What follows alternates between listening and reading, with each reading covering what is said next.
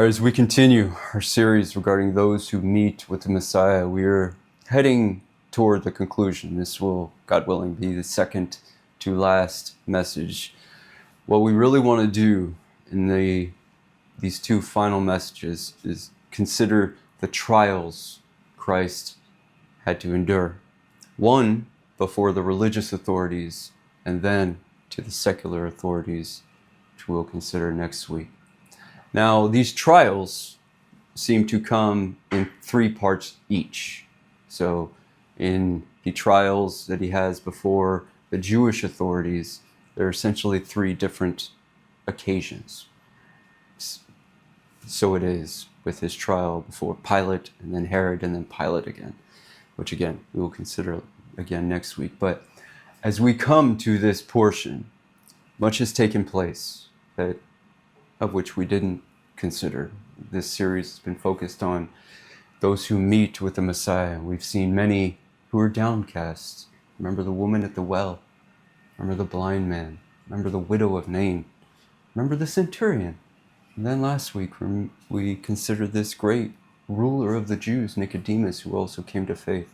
So Christ's ministry was a ministry of all people, all who are chosen by the will of God. Okay? But it also included the chief priests. We did spend a little bit of time to consider his encounter with the chief priests, and then the demons, the legion, or that demon-possessed man, and then his temptation with Satan, all leading to this point. Jesus knows his hour has come. Okay? But this follows his triumphal entry. First, he's approaching Jerusalem, and he weeps over Jerusalem. Oh, Jerusalem, Jerusalem, how I would have gathered you like a hen does her chicks, but you would not have me. You would not receive me. And he weeps bitterly. And then he comes in his triumphal entry, riding on a colt which was prophesied. And all the people are crying out, Hosanna, Hosanna. Blessed is he who comes in the name of the Lord, the King of Israel. And not long afterward, there will be the same ones crying, Crucify him. Crucify him. This is the hour. This is the hour which has been ordained by the Father. And Christ knows it is time.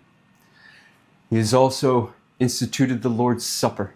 These are all accounts of which I would strongly encourage you to consider and read and meditate going into this. Okay, so he institutes the Lord's Supper. Judas goes out and betrays him. He also goes to the Garden of Gethsemane, asking his Father to let this cup pass.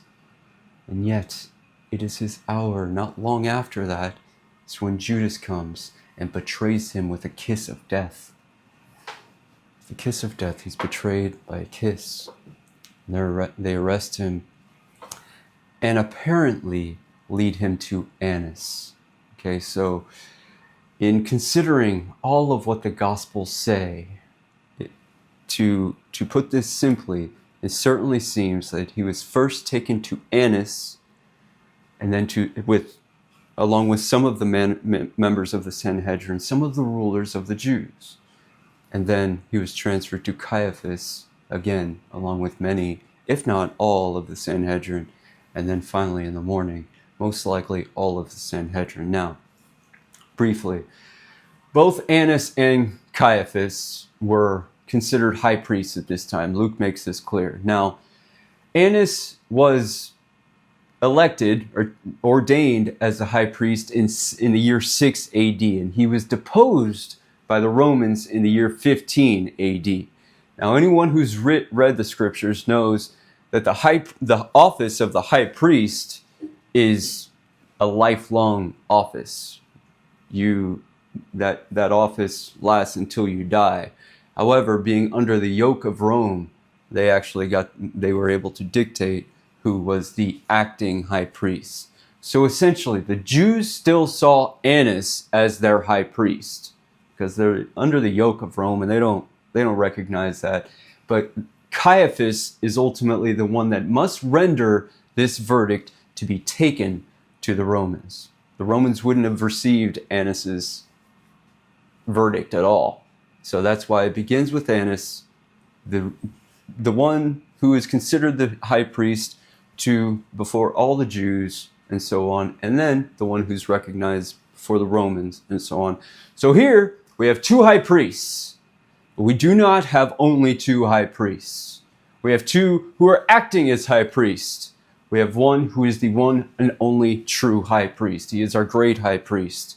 So these are two appointed and anointed high priests who are judging the true great high priest. Now, I'm sorry, I must say here again, but first, Christ has to endure a trial before his own people. He is the promised Messiah of Israel, and it's the rulers of Israel who condemn him to death, which was prophesied about over and over and over again. And that's why he continued to tell his disciples, I'm going to be arrested, I'm going to be taken by the hands of the Jews, they are going to deliver me into the hands of the Gentiles, because all the world condemned Christ to death. Now, I do see this, though, as a tribunal of all the religions, of all the vain religions of this world, including the vain Christianity that also persists, all coming to condemn him. They've already condemned him. You will see in this tribunal, you will see in this trial, the verdict has already been reached. Now they're just trying to find an excuse. They're trying to find something with which to take to the Romans, to legitimize it, because they don't have the power of execution. So the Romans would let them continue to practice their jurisprudence in most of these areas. Specifically in Israel, they were, but they were not allowed to execute criminals. That must be sent over to the Romans, and then the Romans would decide and then execute the criminal should they agree with the assessment. And we will see Pilate was very reluctant. I don't know if you remember that, but he was very reluctant at first, but out of political expediency. All of the vain machinations of man fills these trials. All of them. Every single last drop of vain hope and pride, arrogance, disbelief, all of them we find in this account. Now, so the way I want to do this, the best way I think would be to actually consider these in order. The order I laid out in the beginning. First to Annas, which is only recorded in the Gospel of John, found in the 18th chapter, beginning in verse 13. And they led him away to Annas first, for he was the father-in-law of Caiaphas, who was the high priest that year. Now it was Caiaphas who advised the Jews that it was expedient that one man should die for the people.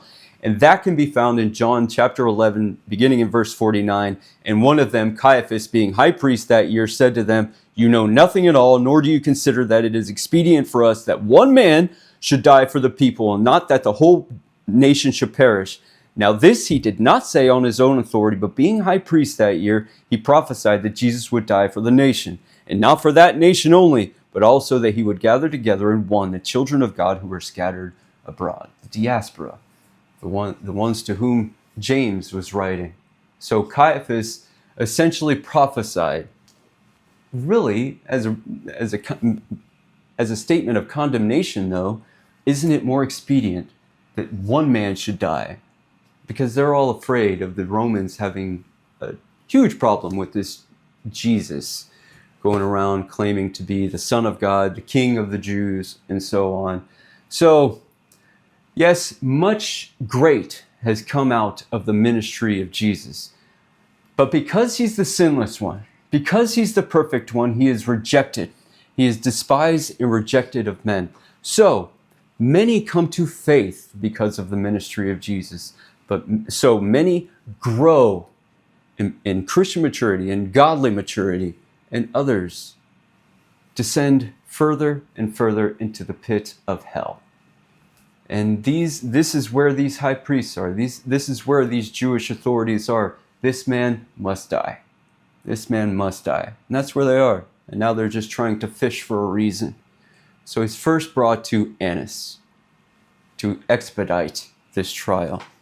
Now beginning in verse 19. The high priest then asked Jesus about his disciples and his doctrine. Jesus answered him, I spoke openly to the world. I always taught in synagogues and in the temple, where the Jews always meet. And in secret I have said nothing. Why do you ask me? Ask those who have heard me what I said to them. Indeed, they know what I said, so his disciples.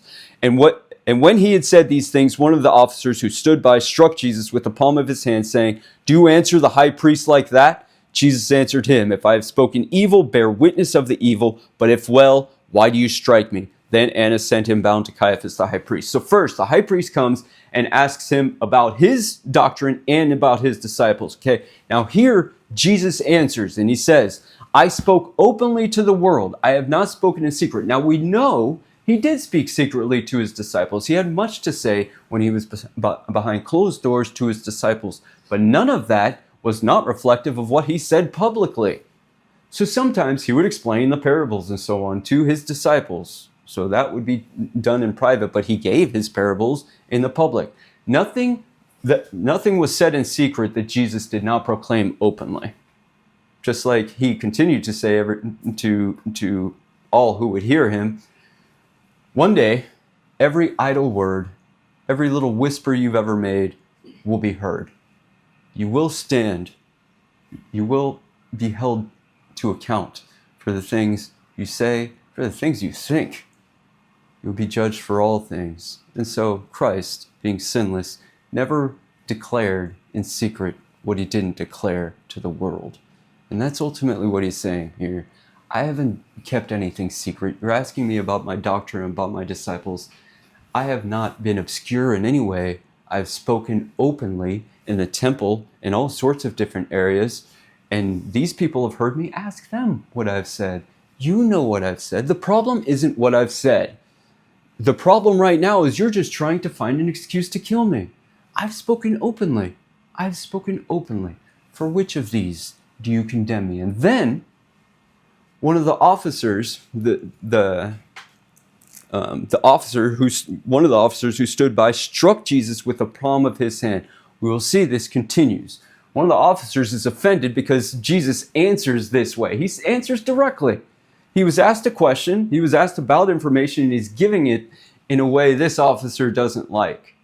He's about to be condemned to die, and this officer is more interested in the display of how this trial is exercised, how this trial is manifested.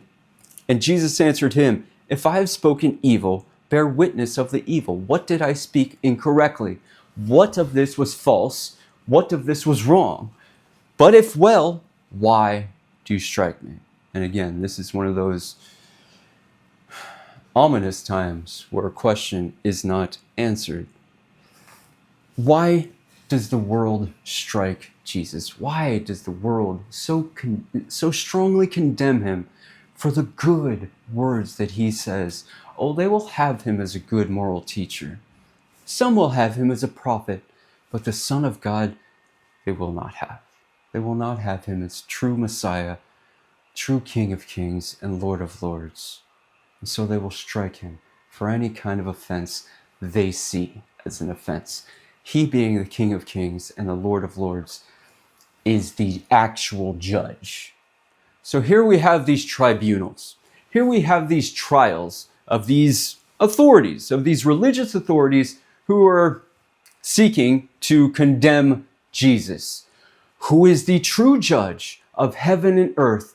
Again, this is a trial of men that will be a trial of God.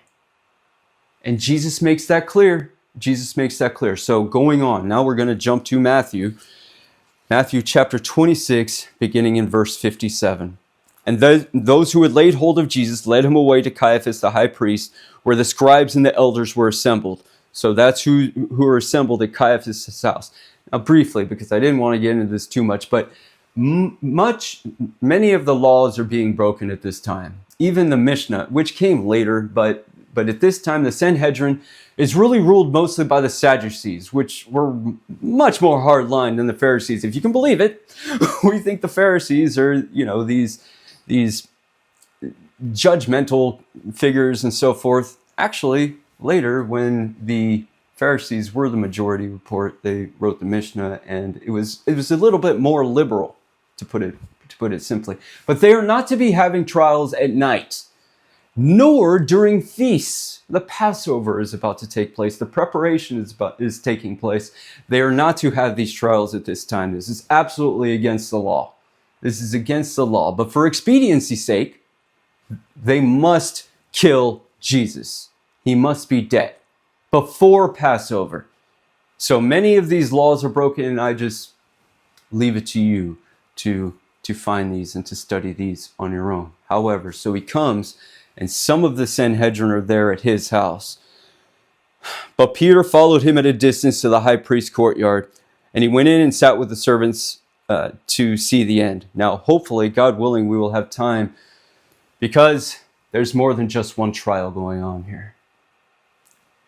Peter is also enduring a trial of his own with a little servant girl, sadly, but God willing, we will have some time to speak to that. Going on to 59. Now the chief priests, the elders, and all the council sought false testimony against Jesus to put him to death.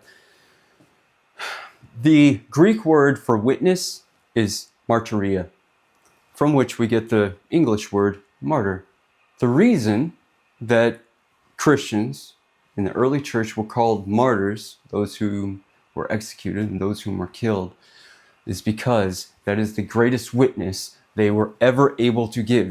That is the greatest witness any Christian is able to give. You speak more in that testimony than in any other testimony, than any Sunday service. So that is a testimony to God. So it's the same word, but this one is pseudo martyrs, obviously false witnesses, and they are seeking false witnesses. So according to the law, you must have at least 2 witnesses that correspond to one another. They can't differ with each other at all. So they must be the same testimony, but at least 2. But they're seeking false testimony. Even though many false witnesses came forward, they found none. But at last, 2 false witnesses came forward and said, "This fellow said, I am able to destroy the temple of God and to build it in 3 days." Interestingly, only in the Gospel of John do we have that account recorded where the Jews are compelling Jesus, "What sign do you perform to authorize yourself saying these things and doing these things?" This is when he, he did throw over the money changers' tables, made a cord of whips and so forth. And so they're asking, "What sign do you do to authorize you to do this?" And he says, "Destroy this temple, and in 3 days I will build it up again." This is distortion of what he said. It's a willing distortion. They know what he said. This is false testimony to condemn the Son of God to death. So these men know the truth. All of this tribunal knows the truth, but they suppress the truth for a lie. This is the testimony of the world. Unless you are born from above, this is your self-same testimony. So they are giving a false testimony of what Jesus actually said. Jesus did say, "Destroy this temple, and in 3 days I'll build it up again," referring to his body. But they say, he says, "I am able to destroy this temple." Now, what's interesting about this, just to be as brief as I can, if they would have just quoted Jesus, that would have been condemning enough. Jesus is ultimately saying, you destroy this temple of God, of which you think is just so supreme. This is one of the 7 wonders of the ancient world. You're always praying, looking to this temple and so on. Destroy this temple, and I will build it up again in 3 days. It took decades and decades and centuries for them to make the temple what it was at Jesus' time. So that would have been scandalous enough. Ultimately, he's already equating himself to be the Messiah or the Son of God, or to be divine in some way. So that would have been enough, but that's not enough for them. They need to accuse him. And so they accuse him. And the high priest arose and said to him, "Do you answer nothing?" Jesus was just silent, just like Isaiah had prophesied. Just as a sheep before its shearers is silent, so he opened not his mouth. This is nothing but lies. This is nothing but lies. And so the way, the truth, and the life is not going to respond to lies. He's not going to. He is truth manifest. And so he doesn't answer. So he says, "Do you answer nothing? What is it these men testify against you?" Now in Mark's gospel, but Jesus kept silent, and the high priest answered and said to him, "I put you under oath by the living God. Tell us if you are the Christ, the Son of God." So in other words, you must speak. You must speak. I'm putting you under the oath of God. You must testify. Answer. Jesus said to him, "It is." So he asked, "Tell us if you are the Christ, the Son of God." Jesus answered and said to him, "It is as you said." In other gospels it says, "I am." Ego eimi, I am. Just as you said. He's basically agreeing. Yes, it's just as you said. I didn't say this. You said this. Now it's a false, pretentious confession. And it's not even a confession. But you said this, Caiaphas. "It is as you said. Nevertheless, I say to you, hereafter you will see the Son of Man sitting at the right hand of the power and coming on the clouds of heaven." Then the high priest tore his clothes, saying, "He has spoken blasphemy. What further need do we have of witnesses? Look, now you have heard his blasphemy. What do you think?" So, nevertheless, I say to you, hereafter you will see the Son of Man sitting at the right hand of the power and coming on the clouds of heaven. Let me just be as brief as I can about this. The Jews would have no problem, they know that David is in the presence of God, okay? But to sit at God's right hand is to be equal with God. So we seek to be before the face of God and live, coram Deo, and live. It is quite another to say that I'm going to sit at God's right hand. He's ultimately saying he is equal, same divine status as the power.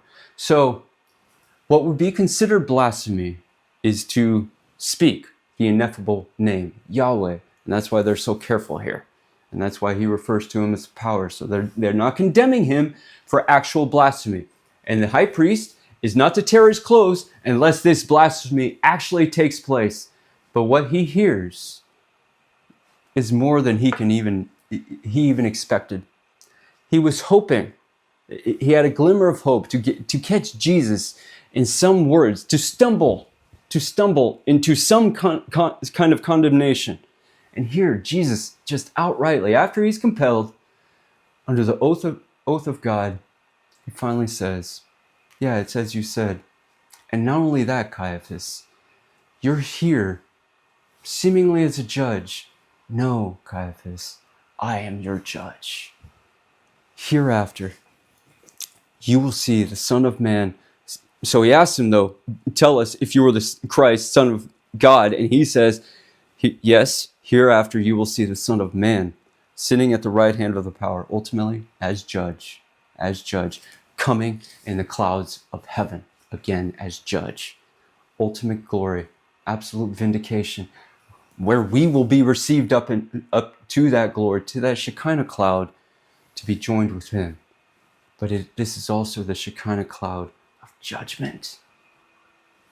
Let us always remember that he is going to separate the sheep and the goats.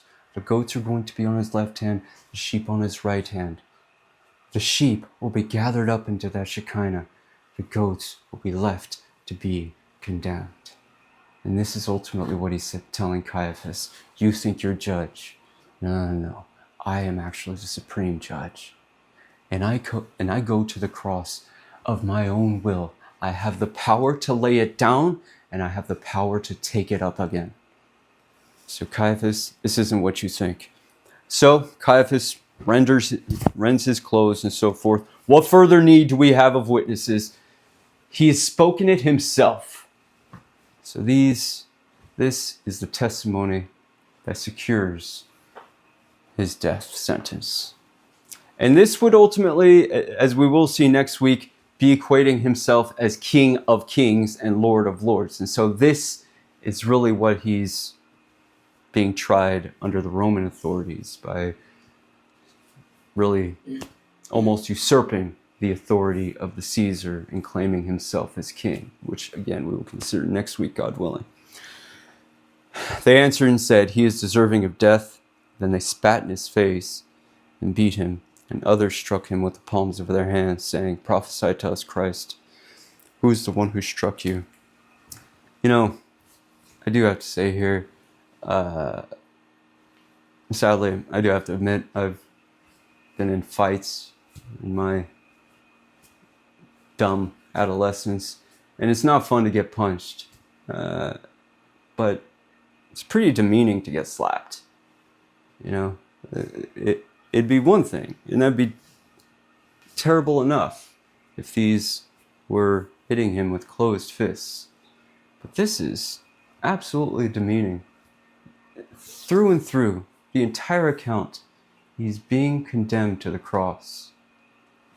Lastly, in Luke, chapter 22, 66 through 71. As soon as it was day, the elders of the people, both chief priests and scribes, came together and led him into their council, saying, "If you are the Christ, tell us." So again, this is what had taken place in the evening, and he admitted. Okay, so this is basically to confirm. This one's kind of legal. It's in the daytime. Okay, so this is to confirm the sentence. This is the final trial before they send him off to Pilate. "If you are the Christ, tell us." But he said to them, "If I tell you, you will by no means believe. And if I also ask you, you will by no means answer me or let me go. Hereafter, the Son of Man will sit on the right hand of the power of God." So again, this is basically a repetition of what had happened, what had occurred the evening prior. Then they all said, "Are you then the Son of God?" So he said to them, "You rightly say that I am." And they said, "What further testimony do we need? For we have heard it ourselves from his own mouth." So, from his own mouth came salvation, comes sanctification, comes maturity, more maturity as a Christian in our pilgrimage to become like him.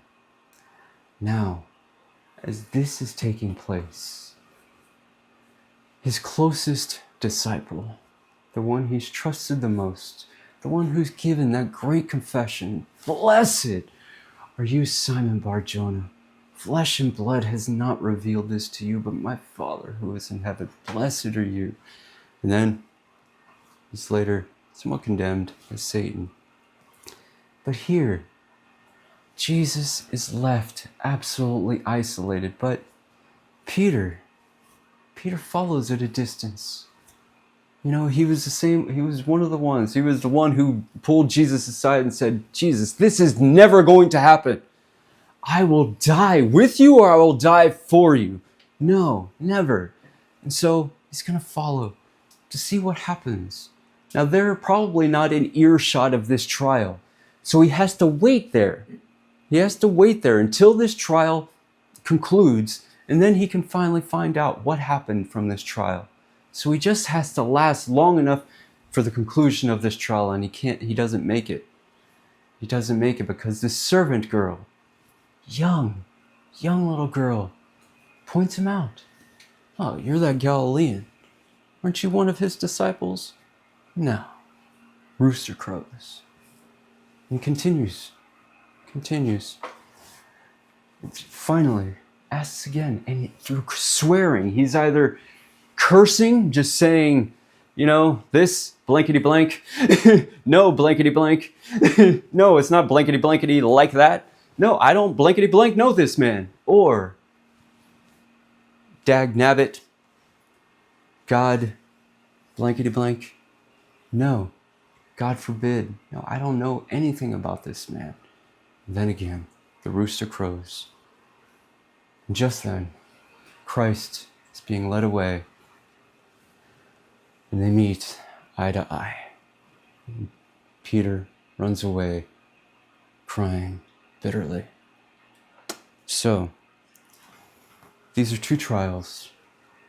One of the vain vacuous machinations of the religions of this world. The other is of a failed disciple, which, if we are at all even close to honest, we can sympathize with. You know, I hate the thought, but I know I haven't tested Jesus as well as I like. None of us have. None of us have. And some of us have denied him, either with our lips or with our hearts. But here, the greatest of all the apostles failed, tragically failed. Now the reason I wanted to almost conclude this with a reminder of that taking place along with this trial is because following the trials we will consider before the secular authorities, we will again return to Peter, where Jesus meets with Peter on the beach. And he brings him back to himself, purely to himself. Can you imagine the grief? I think we all can. Whenever we fail him, we all fail him. We all fail him. And he picks us up. He meets us on the beach and reminds us who he is and who we are. But we all fail. We all fail tragically. We all fail slightly. We all fail tragically. Because our salvation, our sanctification, does not rest on us. It rests on the only sinless one, on the only perfect one. So tragically, so that the Son endures all of the suffering he must endure absolutely alone. Again, not one of us went to the cross. Not one of us joined him in his trials, and so on. All of us have utterly failed. He is victorious, and it's because he is the King that we also are victorious. So, though we fail, though we promise many things to our Christ, though we give oaths and say never again, never again, when we stumble, he will raise us up again. Remember that account from Malachi 7:8, but in Pilgrim's Progress, where it says, "Rejoice not over me, O mine enemies. When I fall, yet I will rise." This is the testimony of the Christian. This isn't a perfect walk. This is a hard faith. It's a difficult faith. It's not meant to be easy. However, come to Christ. Receive Christ. For his burden is light. His burden is light because he has taken all of the burden upon himself. So our load is light. The cross we bear is far lighter than the cross he bears. So as we look to our suffering Messiah, as we look to our King upon a cross, as we look to our Christ who had to endure the condemnation of men, let us rejoice that this was the hour that God has ordained for our liberation, that we might be free to follow him into his light, by his light, in his light.